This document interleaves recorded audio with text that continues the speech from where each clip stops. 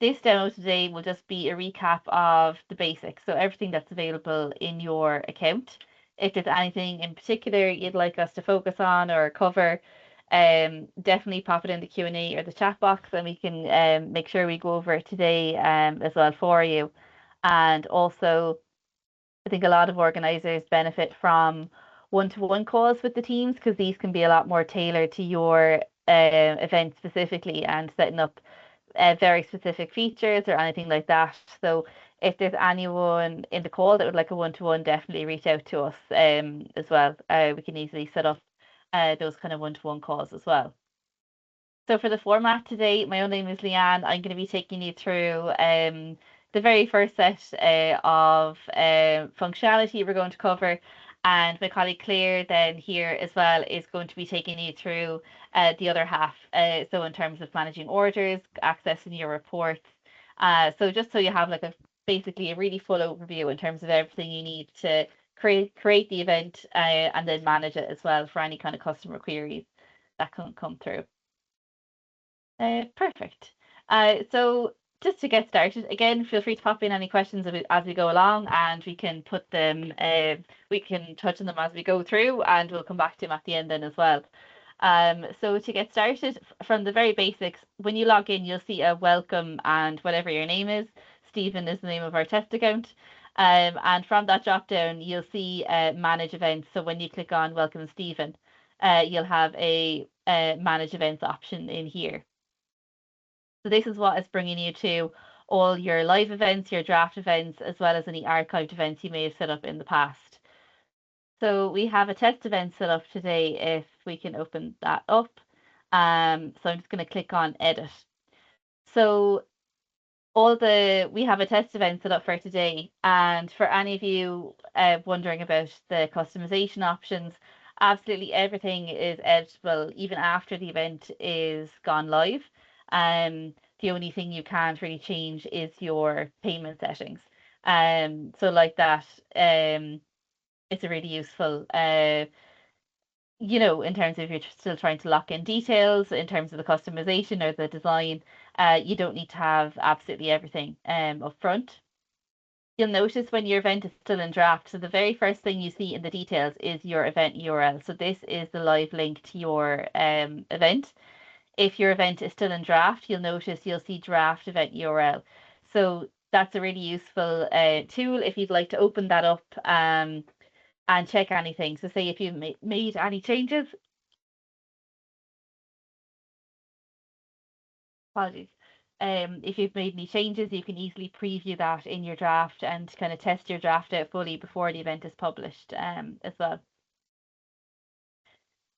So from the detail section is where you'll put in your event name, your short description, and then if you want to add in any other more detailed information to your event, you can do this then as well in the event details section. So this just gives you a lot more room if you want to add in any information on, say, the venue or parking or sponsors or anything like that. Again, you can just copy and paste any of this in. You essentially have all the same functionality in here as you would in Word. You have your event genre and category. So again, there's multiple options here to choose from that you can fully customize yourselves. This is used for the Event Master event calendar. So it basically tells the system which event searches to pull you in for. The last section in here then as well is your keywords. So you don't need to be very tech savvy to use the platform, but we do have built-in search engine optimization. So essentially when people are searching for your event online, these keywords basically are what tell Google to show that your event in the search results. So if you for any kind of running events, you might want to put in the distances here, or maybe your club name, or any relevant words you'd like to include in that then as well. Now, in the advanced sections, in the details, there is a lot of functionality here. So we don't operate a tiered structure for our organisers. So whether if you have an event with 10 people taking part or an event with over 10,000 people taking part, you have access to all the same functionality essentially. So what we're going to do in this is just take you through the basics and the most used areas in the details section. But if there's anything here in particular that is of interest or any other functionality that you think would be useful for your events, definitely reach out. Chances are we already have it, and we can help you implement it then as well. So for your time zone and city, this will be defaulted to Ireland. Your currency will be defaulted as well to euro. For your booking time limit, this is how long people have to complete their registration. So this is something to be mindful of. So if you're planning to collect a lot of data on your order form, so say if you're collecting everyone's address, maybe you have additional purchase options. We recommend a minimum of 30 minutes for participation events, essentially for people to complete their order. It seems like a lot of time, but I think by the time people get through everything, maybe they're trying to find the bank card and authorize the transaction. It can build up, especially if they have multiple tickets in their basket. Your online ticket sales. So this is optional for you to fill out. This can be really useful. So say, for example, if you wanted to publish the event now, but you don't want to go live until like 9 o'clock on Friday morning, you can publish the event and it'll automatically not be open for sales until that time. Again, it's really useful for the closing. So say if you want to, the event will still be live, but you want to cut off the ticket sales maybe a week before. So you have a full list of everyone who's taken part. You'll just select it from the calendar option and select the time you'd like to close it then as well online. Your in the event contact section, so this is the email address you would like all the queries from the event to go to. So from your event page, there is a contact organizer button. And when a person clicks on this, they can basically contact you directly without ever needing direct access to your email. So if you are using like a personal email, or you don't have like a generic info at email for queries, again, you don't need to share the email with anyone else. It can just all be done through Eventmaster, and that's how your customers can contact you directly. The next one we'll show you is the editing person data in management booking. So if you'd like people to be able to go in and edit their own details, you can take this box. This can be handy, if somebody's moved and they want to change their address or anything like that. If you are selling tickets, maybe like a year in advance, this can be really useful. Same for enabling changing ticket types in management booking. Again, this can really streamline admin for organizers as well. So say, for example, this is really common for events where you have maybe different distances. So if it's a 5K, 10K, a marathon, a half marathon, people can automatically upgrade their tickets and just pay the difference. So they don't need you to manually go in and change anything for them. So you can allow this. It also works if people want to say they've paid for a marathon, they want to drop down and do the half or even a 10K, they can automatically change their tickets too. It's just important to note that by default, partial refunds aren't allowed with that functionality. The other section we'll show you here is the ticket transfer. So again, ticket transfers are becoming more and more popular on the system as well. So if you decide to enable transfers, when a person logs in to view their tickets, they'll see a transfer option and they just need to pop in the first name, last name, and email address of the person they would like to send their ticket to. I think a lot of organizers will opt to do this as a window, rather than having it open, during various times. So it just helps controlling entries to the event then as well. Optionally as well, you can opt to include a fee. So say for example, if Claire decides to transfer her ticket to me, I'll have to pay 5, 10, whatever amount, to accept the transfer and then fill in my details as well to complete it. Does anyone have any questions on the detail section before we move along? It's probably the one with the most, some of the most functionality in there. But as long as you know that you have the option for people to change the tickets, or you've the option to allow this optionally, and same with the ticket transfers, these are two major time savers in terms of admin for organizers on the system. I would also just say there, Leanne, that, when you're clicking into the advanced settings, we have sort of default a lot of these settings, so you don't really need to go in and, change anything. If you're wanting to set up a very basic event, you can leave everything as is. Like Leanne mentioned when she was going through the sections there, if there is anything that you're curious about or you want to know, you can definitely get in touch with us. We also have a load of support guides in our organizer hub that you can look through. So this would cover all the different topics. So you've got like your additional purchases, your waitlist feature. So if there is anything in the details tab, there's more than likely a help guide to support you with it. But definitely reach out to us if there's any sections that you're needing help with, or you're even just curious as to what it is and whether it would be useful for your event. Yeah, perfect. Um, so for the date section, if you have just one date or one time slot that your event is running on, usually you can just call this the exact same as your event, and you're just selecting the date from the calendar option and then the time then alongside that as well for your that your event is running. So say in this example, the event is going to finish at 9:15.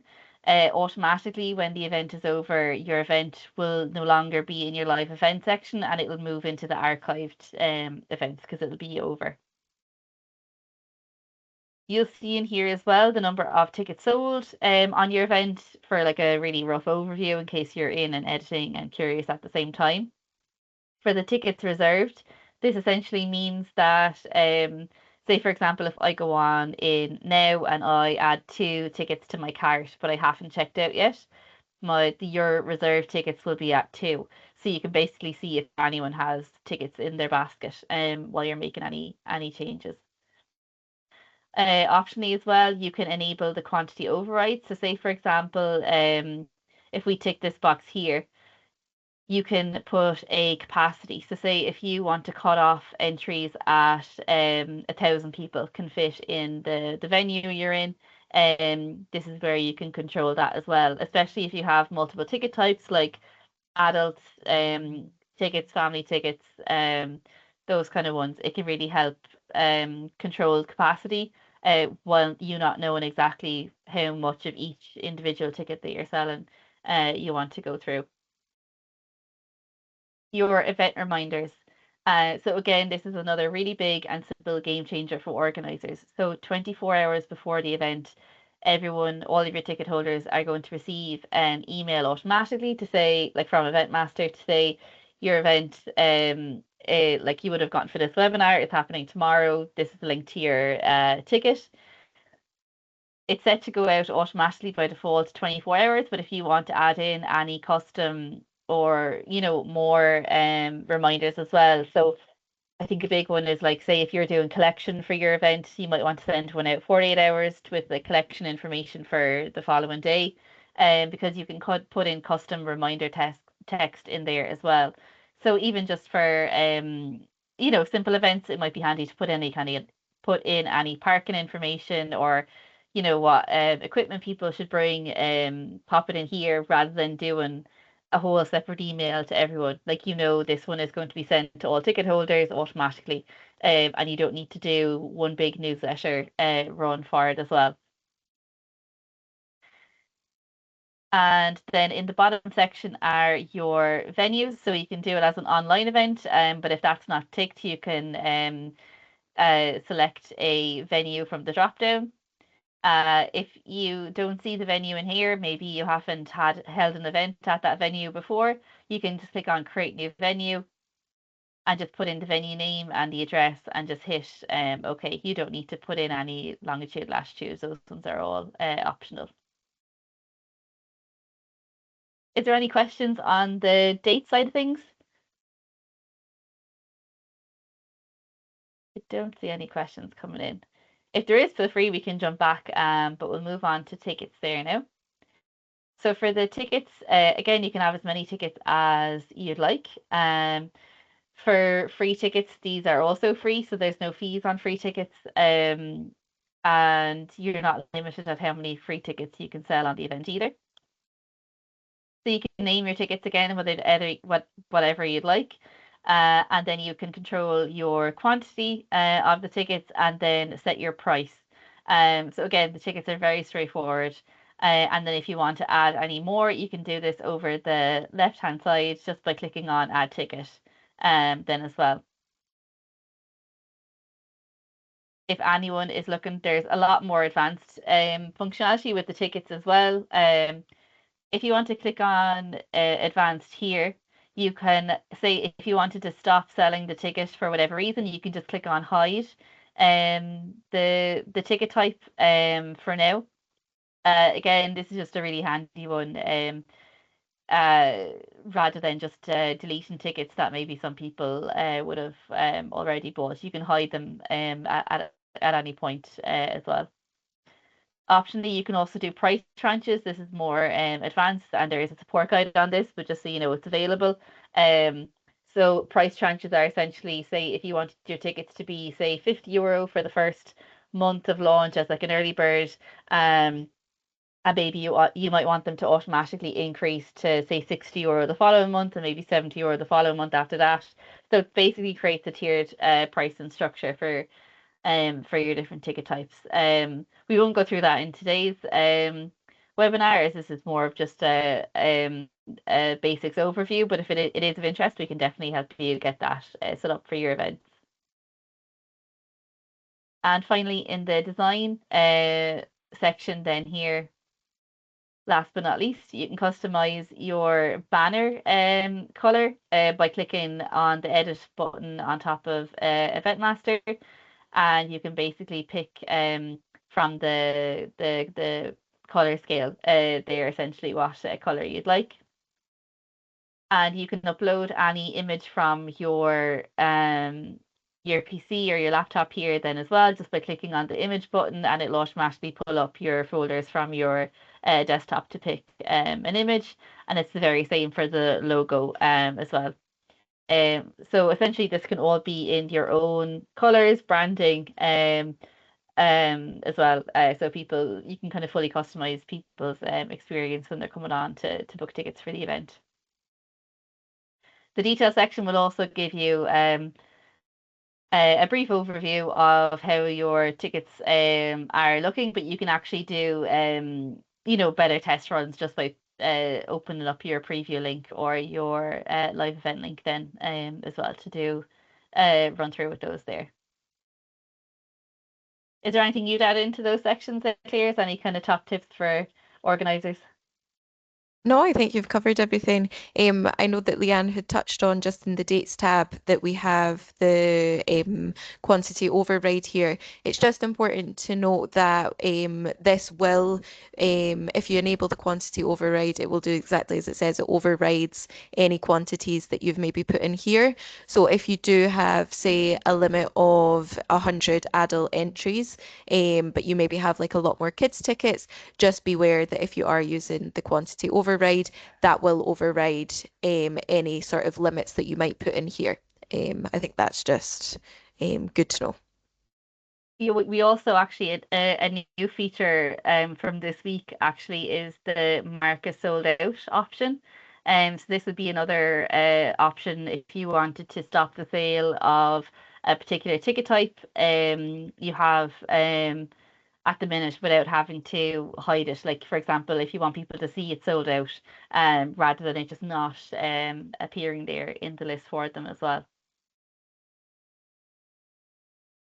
I think a lot of the development as well over the last few years, not even over the last few months, has always kind of come from feedback and requests from organisers. So if there is anything else that you'd like to see um, on the system, definitely let us know. There's constantly developments going on here. And chances are, if it's going to make your life easier, it's going to make a lot of other event organizers easier lives easier as well. So we love hearing um we love hearing new ideas and feedback from you guys as well. Yeah, definitely. Okay, so I will take you through the advanced section now. Now, similarly to the details tab, when we looked at the advanced settings there is a lot of functionality. Like Leanne mentioned, we don't really tier what you are offered from our system. So, all event organizers are offered all the functionality at no additional cost. So, I'm not going to kind of go through everything. We've picked out a few bits that we think are sort of fundamental to the basics, and we'll cover those. Again, you can refer back to like the support guides, or just get in touch with one of us. We're always happy to help with anything that we can. So the first section that we're going to go through is the order form. So in the order form, the first thing that you can do is select um, whether you're going to collect the details based on per ticket or whether it's going to be per order. Now, by default, it will be set to per ticket. We would recommend, for like the likes of participation events where you're maybe collecting like emergency contact details, or if you're doing like postage or anything like that, and you might need everybody's address to, collect the data per ticket. Whereas if you're looking at an entertainment kind of event where it's maybe a concert and one friend is booking themselves and their other three friends in, you might only need to collect the data of one person, and in that instance, you would be able to do it per order. And whether they're purchasing one ticket or 10 tickets, it's just one person's data that you're needing to collect there. Again, when you click into your order form first, you're going to have the sort of default settings. So you'll have the likes of first name, last name, email address, and you can either keep everything that you want. All this data will pull through to the booking report. And you can either keep all the fields and you can decide whether they're required or not. So you'll see we've got the first four here are required.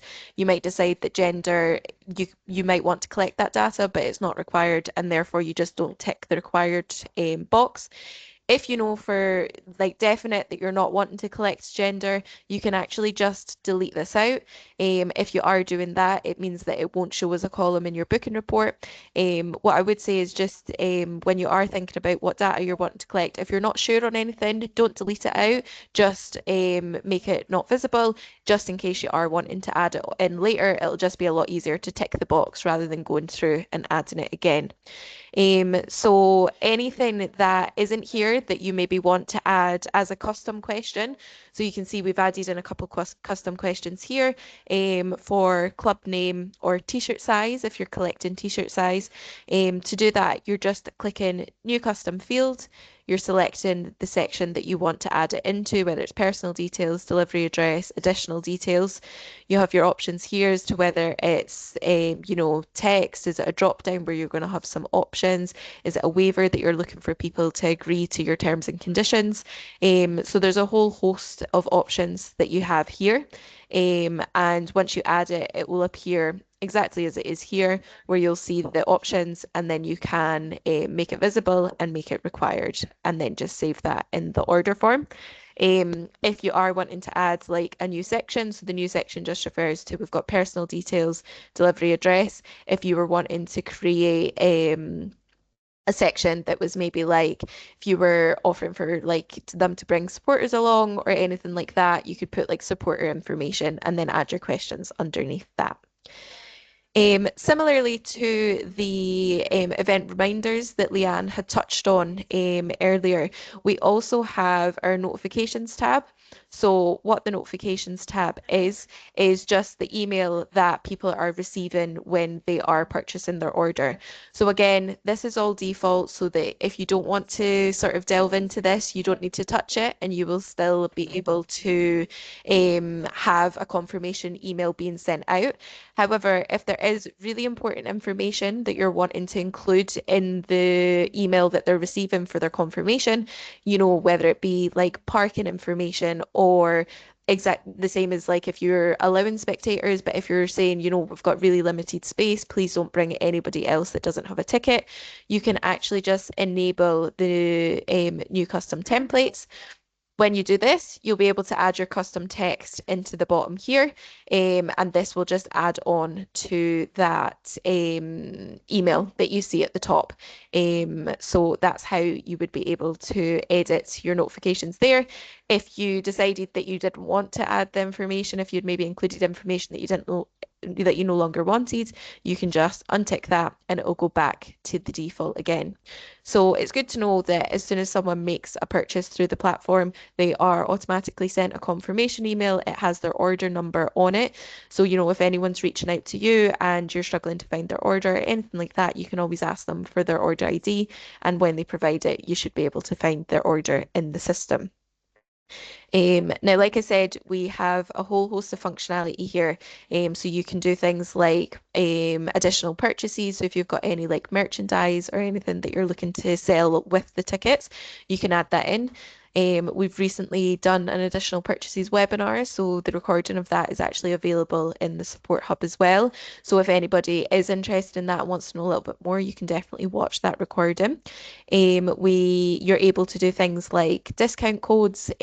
So you can add discount codes if you're wanting to provide anyone, whether it be like a sponsorship partner that you're wanting to offer a discount for. So yeah, like we said, whole host of things in here, and we're not wanting to sort of overload you at the moment. But if there is anything in there that you're wanting to know a little bit more about, please do just get in touch. Is there anything here that you think would be worth flagging, Leanne? I think the fundraising element as well, like you can add a fundraising campaign to any of your events. We can fully customize this for you. So if you want to partner with a specific charity, or if you want all charities available for selection, I think there's over 400 already on the platform. So um, essentially all the funds will go directly to the charity, and you'll have a campaign linked to your event. Again, I think we could do probably a whole webinar just on fundraising events, but as they can be a huge marketing tool for events as well. Um, that with that side of it too, with people sharing their fundraising pages, and it just basically boosts your event visibility online. Um, but we can send out more information on the fundraising side actually in the email after the webinar. We'll be sending you the recording of this webinar, and we can include some more information on that actually if that's of interest. As well, there's a lot of interest. There's a load of events after going live in the last while with the fundraising integrated. So yeah, we can definitely send out some more information on that for you guys too. Yeah, definitely. Now I'm going to move on to sort of managing orders, and we're also going to have a quick look at the real-time reports that you receive. So just linking back to that information that you're collecting um, here for in the booking report. Does anybody have any questions before we move on to that section? I don't think anything's come through the chat or the Q&A just now, Claire. Brilliant. So we can move on. So, like we were in the start, so when you came in, we first went into manage events here. Um, so from here, this is where you're seeing your live, your drafts, and your archived events. And you can also click into your orders here. So I have this open in orders here. And what I've just done is search for the additional purchase test event, which is the event that we've just set up with a few test orders set up to show you what this looks like. So you can search between your live and your archived events, so your current events or your past events, and then also just your events are all in here as well. And you'll see here that we have 10 orders that are currently on this event. So if I click into the first event here, sorry, the first order. So this is what it looks like. So like we were saying, when someone's getting in touch, if they are, reaching out about their order, whether they're looking to change their ticket or if they're looking to maybe cancel it if you have a refund policy, they can provide you with their order ID and you can either search for that where in the search orders tab, or you can just scroll through the orders to find it, depending on how many orders there are on the event. So on this order, you can see that there was a discount code used. So you'll be able to see all those details when you click into the order. You can see the order owner's name, their email address, and then you can see their order here as well. So in the order, it'll tell you what event it's for and what ticket they have purchased. So you can click in edit to edit the details on that order.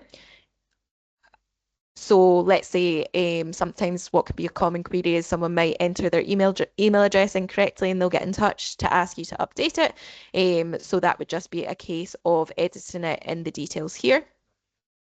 You can resend their ticket to them. So if they've maybe deleted the email by accident, you can resend that there. You can also download their ticket here.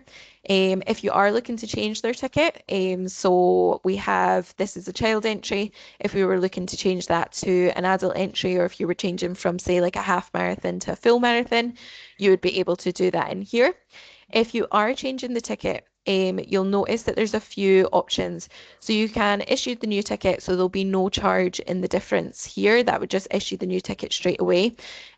Or if you want to charge for the ticket, you'll see there's a price difference of 25 euros. So you can send the payment form to the customer. They'll then be sent a link to make their payment, and then once they've made their payment, their ticket will update. So that's on changing the ticket. If they were looking to add an additional purchase, you can do that here as well. Or if you were looking to cancel the ticket, you can click into cancel. And because this ticket was free with the discount, you'll see that the only option here is to proceed without refund. But if there was a price there, you would have a second box, the exact same as this, but it would say proceed with refund. So completely up to your refund policy as to whether you will be refunding tickets or not.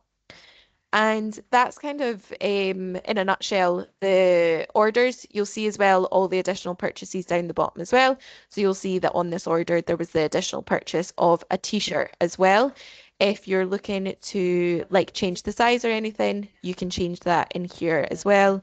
Just change it to small and then update. Is there any questions on the order side of things?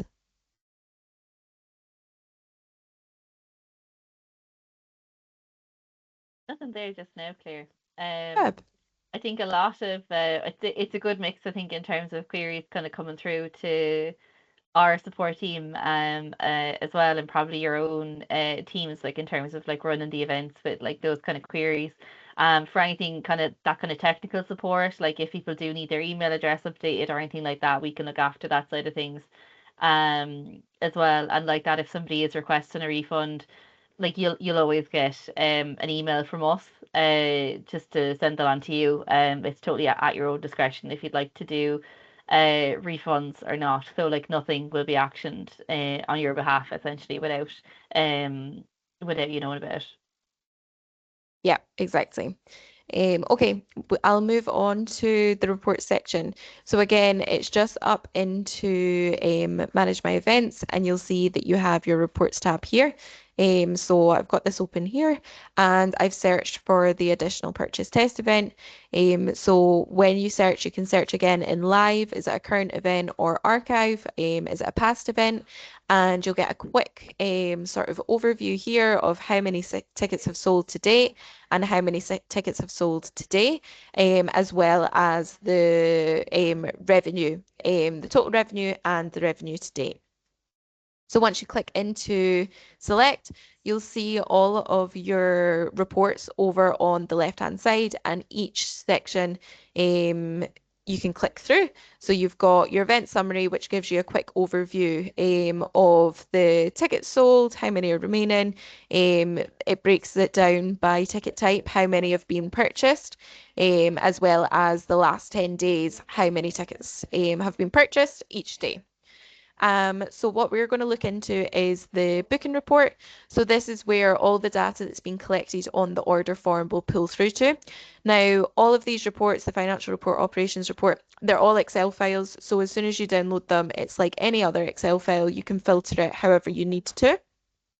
So if I just click on to the booking report here, your report will download and then it will just open up as the Excel file. And this is where we'll see all our orders for that event.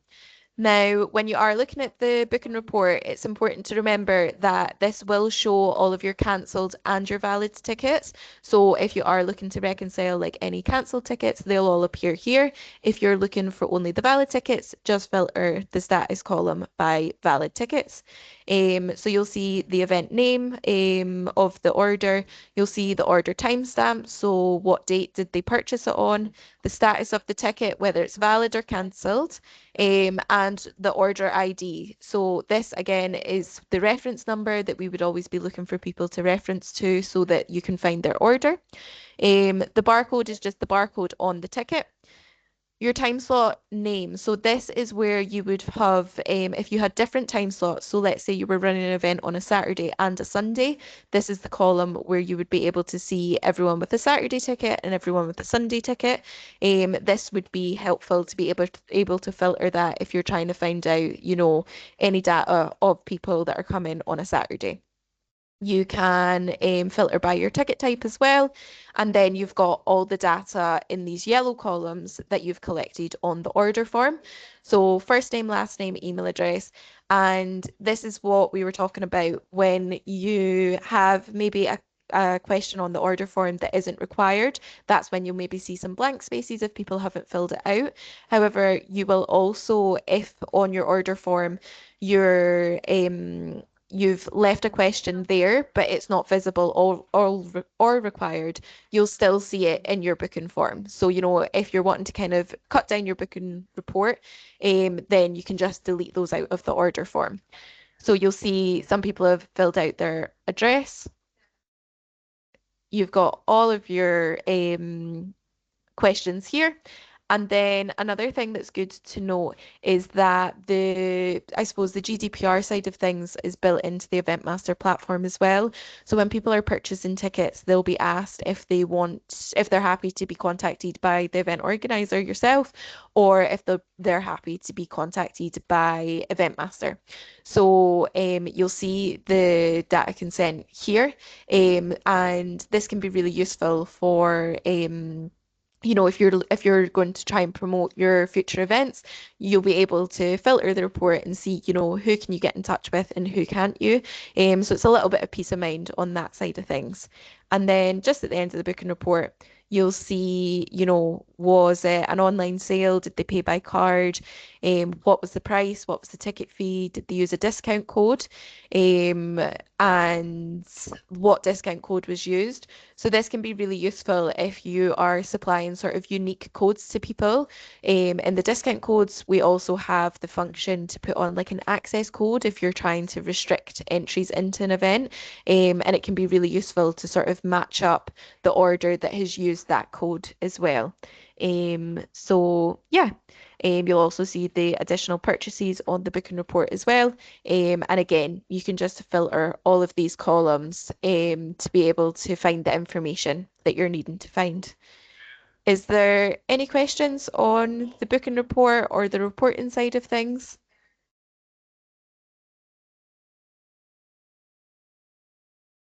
The financial report is also another really good one in terms of if you want to, well, probably not for this event because all the tickets are gone is free, but when you download your financial report, it'll basically itemize everything. So it's the best one in terms of reconciling everything with Stripe.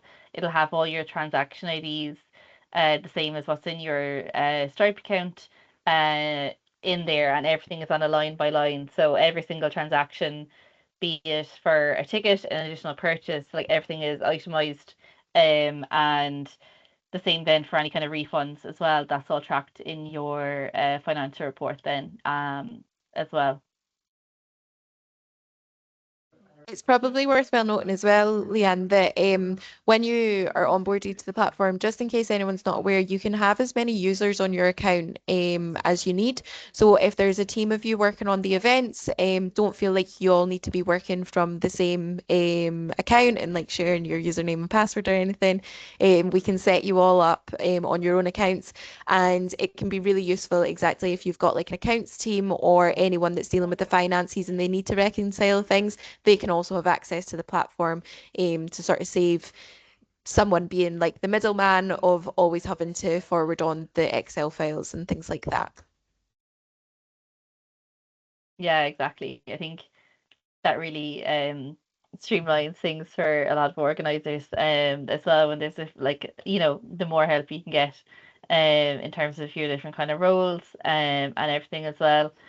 Um And yeah, I think that's the only thing actually that we might just bring up as well, and I'll send over the guide as well in the recording, is our scanning app. So if you are looking to do some ticket validation on the day of your event, there's a free Event Master scanning app. You can use it on any mobile phone. Um, again, it's again a really handy way just to validate people's tickets on the day of the event. So we might pop that guide actually around with the with the webinar recording as well.